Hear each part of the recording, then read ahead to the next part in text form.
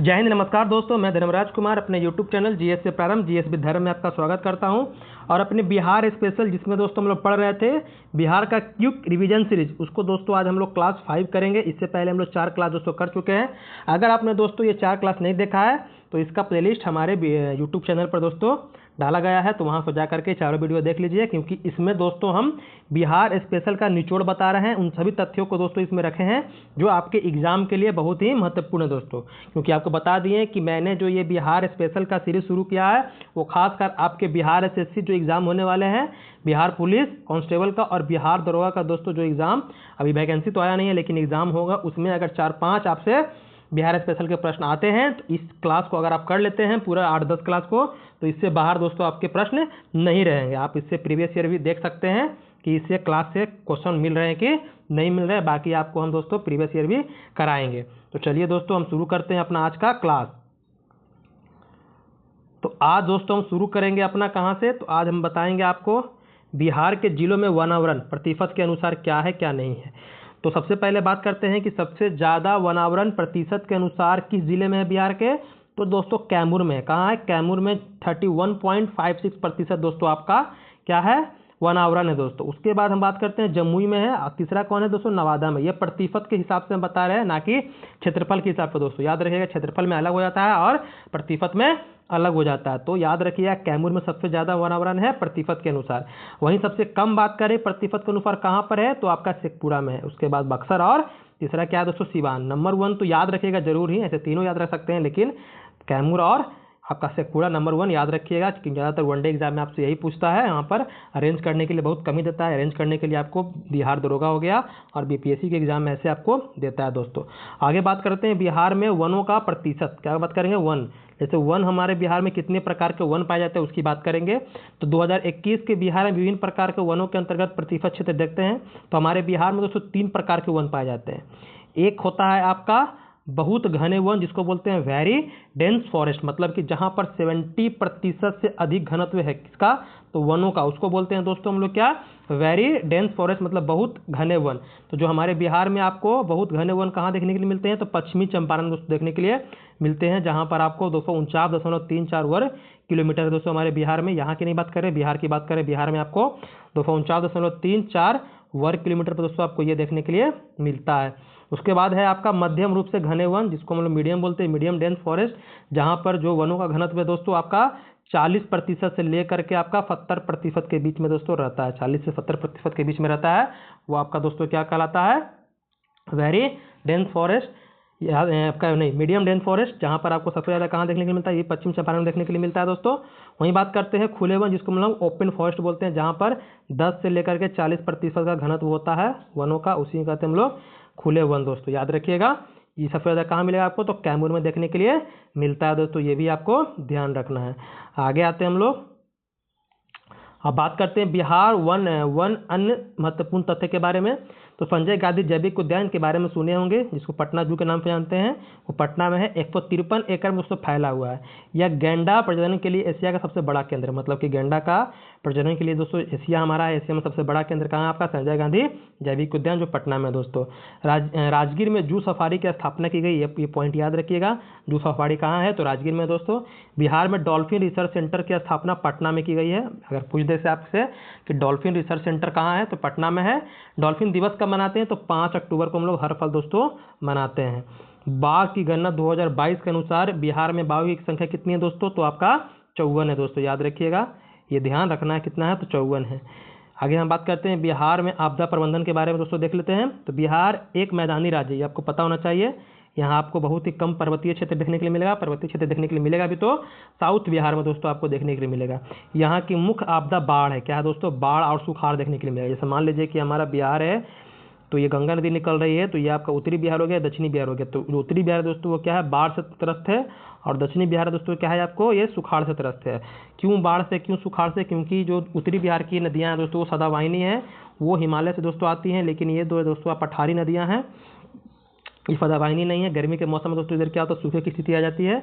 और यहाँ बरसात के मौसम में क्या होता है दोस्तों, आपके उत्तरी बिहार में नदियों का जलस्तर बढ़ने से दोस्तों उत्तरी बिहार में बाढ़ का संकट उत्पन्न होता है दोस्तों। बिहार के 38 जिलों में 28 जिले क्या हैं दोस्तों, बाढ़ प्रभावित थे, जिसमें से 28 जिले जिलों में 15 अत्यधिक तथा 13 दोस्तों क्या है, कम प्रभावित हैं क्या, बाढ़ से दोस्तों। बिहार में बाढ़ का प्रमुख कारण 2 माह से अत्यधिक वर्षा होना है दोस्तों। उत्तरी बिहार की नदियां वर्षा ऋतु में अत्यधिक जल प्रवाह हो जाता है, जैसा कि वो बता दिए। बिहार में जल प्रबंधन का अभाव होने के कारण तटबंध क्या होता है, टूट जाते हैं, जिसके कारण क्या होता है दोस्तों, उत्तरी बिहार में बाढ़ का संकट दोस्तों क्या होता है, घनघोर हो जाता है। वहीं बात करते हैं बिहार की अर्थव्यवस्था के बारे में जान लेते हैं। तो बिहार एक कृषि प्रधान राज्य है दोस्तों। यहाँ के जो अधिकांश जनसंख्या दोस्तों क्या है, कृषि पर निर्भर है। यहाँ पर 96% भूभाग क्या है, मैदानी है, मतलब 96% हमारे बिहार में जो भाग है मैदानी है। और बिहार के लगभग 70% जो श्रमिक है दोस्तों वो कृषि एवं सहवर्ती क्षेत्र में दोस्तों क्या है, कार्यरत है दोस्तों। वहीं बिहार के कुल भूभाग में कृषि क्षेत्र के बारे में बात करें तो शुद्ध बुआई की बात करें तो 54.2% है। कुल आकृष्ट क्षेत्र के बारे में बात करें तो 45.8% है। कुल मिलाकर कितना हो गया आपका ये 100% दोस्तों हमारे बिहार की भूमि इस तरह से विभाजित है दोस्तों।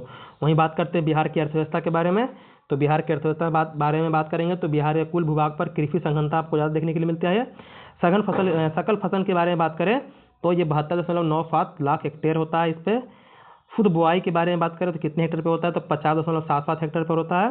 सकल सिंचित क्षेत्र में दोस्तों आपका 54.35 लाख हेक्टेयर होता है। और फसल सघनता में दोस्तों 144% हमारा बिहार में है दोस्तों। वहीं बात कर लें कि कौन कौन से फसल हमारे बिहार में होते हैं। तो बिहार में सर्वाधिक उपजाए जाने वाले फसल क्या है दोस्तों, चावल है। दूसरी क्या है, गेहूं है। चावल गेहूं हमारे बिहार की मुख्य खाद्य फसल है दोस्तों।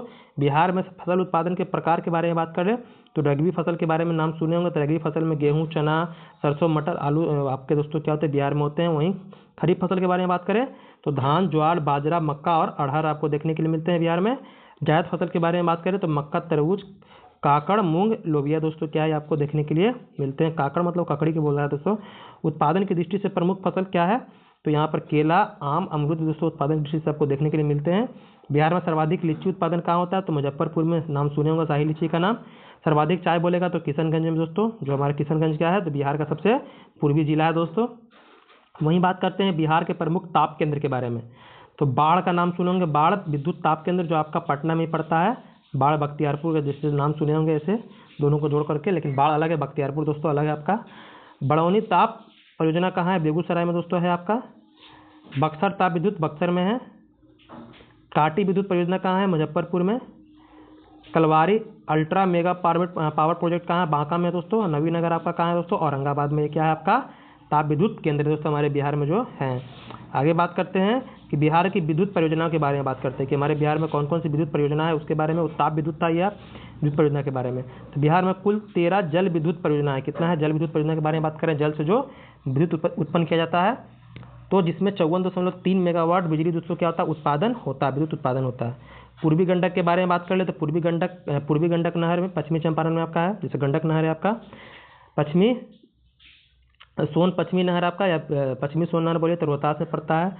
पूर्वी सोन नहर आपका औरंगाबाद में पड़ता है। कोसी के बारे में बात करें तो कोसी नहर कहाँ है, जल विद्युत केंद्र आपका सुपौल में है। अगुनूर जल विद्युत आपका अरवल में दोस्तों। देलबाग जल विद्युत आपका रोहतास में है। नसरीगंज आपका रोहतास में ही पड़ता है। त्रिवेणी आपका पश्चिमी चंपारण गंडक नदी पर दोस्तों ये बना हुआ है। साबर जल विद्युत परियोजना कहाँ है, रोहतास में है। बेलसर जल विद्युत परियोजना आपका अरवल में है। अरवल जल विद्युत आपका अरवल में है दोस्तों। सिरघंडी जल विद्युत परियोजना कहाँ है आपका, ये रोहतास में है। और जय नगरा जल विद्युत परियोजना कहाँ है दोस्तों, रोहतास में। मतलब जहाँ पर नदियों का दोस्तों बहाव है वहीं पर क्या मिलेगा आपको, जल विद्युत परियोजनाएं देखने के लिए मिलेगी। तो इस तरह से क्या है हमारे बिहार में दोस्तों जल विद्युत परियोजनाएं आपको देखने के लिए मिलेंगे। तो यही दोस्तों हमारा आज हम लोग का 5वां टॉपिक, क्योंकि धीरे धीरे आपको इसलिए करा रहे हैं ताकि आपको धीरे धीरे वीडियो को देखिए।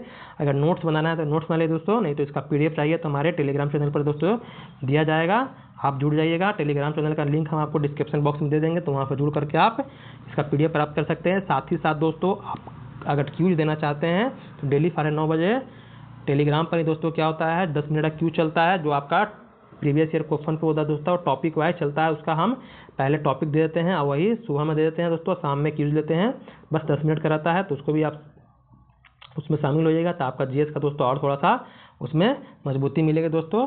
तो धीरे धीरे ऐसे ही तैयारी करते रहिए। एग्जाम आने तक दोस्तों आपका क्या होगा, पूरी तरह से परिपूर्ण हो जाएगा। और अब जब एग्जाम में जाइएगा तो सारे प्रश्न दोस्तों आपको समझ धीरे धीरे आने लगेंगे दोस्तों। क्योंकि जैसे कि बताएं आपको हम कि अगर आप GS को तैयारी करना चाहते हैं तो GS तैयारी करने के साथ साथ आप थ्योरी पढ़ना जरूरी है। थ्योरी पढ़ने के बाद अगर आप उसका प्रीवियस ईयर लगाते हैं तो दोस्तों आपकी तैयारी परिपूर्ण मान जाती है। जैसा कि हम बताएं कि हमारा जो चैनल है वो 50% के थ्योरी पर दोस्तों काम करता है, मतलब 50% आपका ऑब्जेक्टिव और फिर उसके बाद 50% क्या होता है, थ्योरी आपका MCQ के बारे में बात करते हैं। मतलब 50% आपका थ्योरी पे कवर होता है और बाकी 50% क्या होता है दोस्तों, आपका जो ऑब्जेक्टिव बनता है उस पर होता है। इस तरह से हमारा क्या टॉपिक कंप्लीट होता है। और जो स्टूडेंट इस तरह से पढ़ाई करते हैं दोस्तों, तो उनको ऐसा अपने अंदर एक क्या होता है दोस्तों, कॉन्फिडेंस भी जागता है कि हाँ इस तरह से हम कुछ आज पढ़े हैं। तो इस तरह से पढ़ाई करिएगा तो पढ़ाई में आपका मन भी लगेगा और आपके धीरे धीरे टॉपिक दोस्तों क्या होगा, धीरे धीरे कवर होते जाएंगे दोस्तों। बाकी अच्छे से तैयारी कीजिएगा दोस्तों। धन्यवाद।